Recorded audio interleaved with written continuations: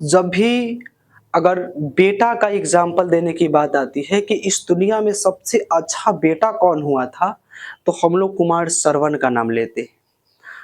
कुमार सरवन अपने मम्मी, अपने पापा कहने का मतलब अपने माता-पिता का बहुत मान-सम्मान करते थे, उनकी बहुत सेवा करते थे। उनको लगता था कि हम अपने मम्मी-पापा का बहुत सेवा करते हैं। जब उनका शादी होकर आया एगो बकलोल लड़की से। अब श्रवण कुमार अपनी पत्नी को बोले कि तुम ना आज के बाद मेरे मम्मी मेरे पापा का बहुत ख्याल रखना, हमसे भी बढ़कर हमारे मम्मी पापा को ख्याल रखना। लेकिन ये बकलोल थी लड़की, इसने क्या किया कि गई कुम्हार के पास और एक ऐसा बर्तन बनवाई,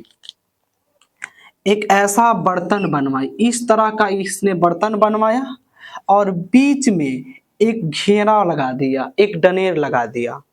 और श्रवण कुमार अपने मम्मी और अपने पापा को हमेशा खीर खिलाते थे दूध में का। लेकिन इसकी पत्नी बकलोलिया ने क्या किया? आप जानते हैं कि दूध और जो दही से निकलता है मही, इस दोनों का रंग सफेद ही होता है, तो देखने में समझ में आता नहीं।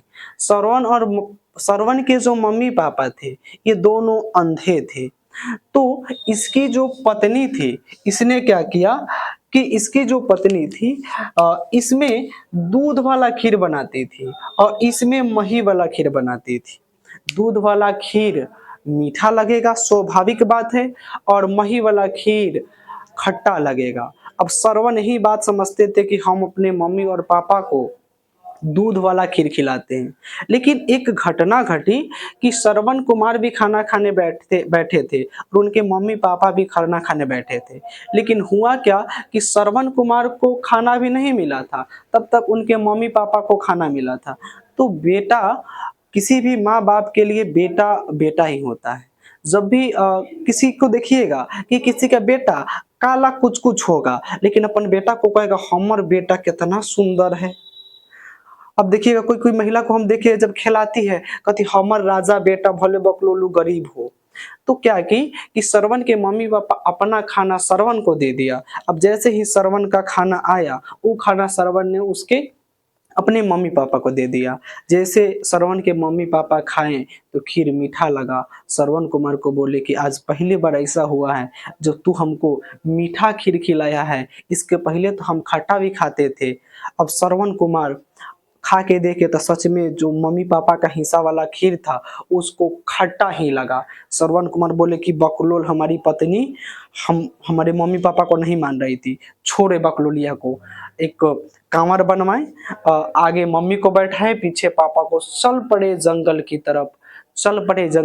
जंगल में जाते जाते उनके मम्मी पापा को प्यास लगा, बोले कि बेटा हमें प्यास लगी है। तो जंगल में जानवरों से बचने के लिए अपने जो कांवड़ थी उसे पेड़ के एक डाली पे रख दिया और उसके बाद नदी के पास सॉरी जंगल के पास एक सरोवर थी, वहां पे चले गए पानी लाने। आप कभी बाल्टी में लोटा को डुबकाए हो, ढब डब डब डब डब डब डब डब आवाज आती है। ऐसे ही कुमार सरवन जाके सरोवर के पास झील में पानी भर रहे थे, तब तक राम के पापा राजा दशरथ वहीं पे खेल रहे थे शिकार। और पहले के लोग जो लोग तीर धनुष चलाते थे, इन लोगों का निशान इस तरह से था कि बिना देखे आवाज को देख करके तीर चला देते थे। अब तीर चलाया जाके लग गया कुमार सरवन को।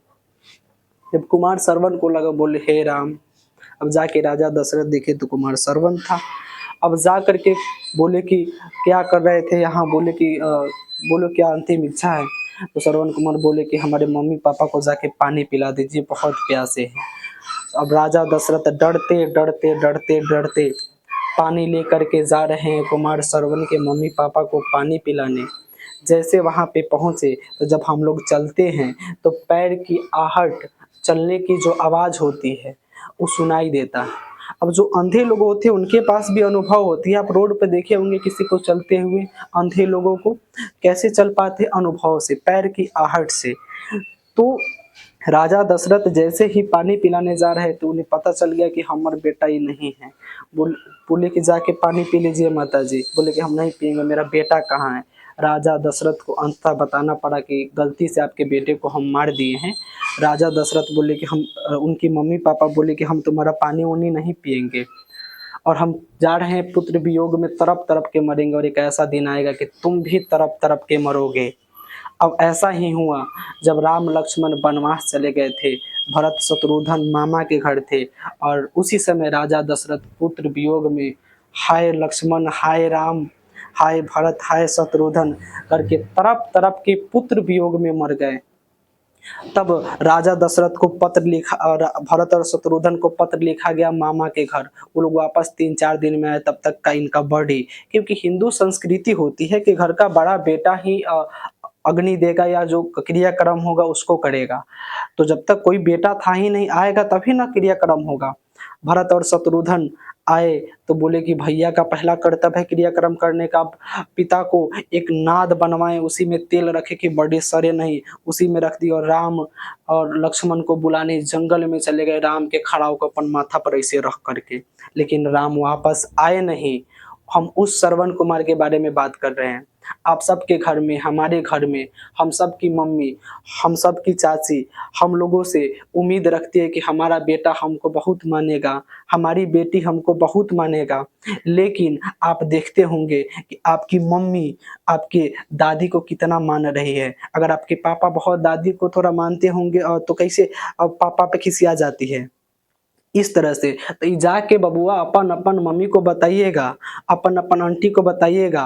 काहे कि अगर आप नहीं मान रहे हैं हमारे दादा और दादी को, तो वो लड़कवा शुरू से देख रहा है, वो जीवन में कभी नहीं मानेगा आपको भी, आपका भी सेवा नहीं करेगा। और वो देखे ना कोनो कोनो अपन बाबू माई के उठा उठा के पटक देता है, तब ऐसा ही कंडीशन आप सबके लिए होने वाला है। इसीलिए हमने कहा है कि दुनिया की सारी महिलाएं अपने बेटे को कुमार सरवन बनाना चाहती है, लेकिन कोई भी महिला अपने पति को कुमार सरवन नहीं बनाना चाहती है।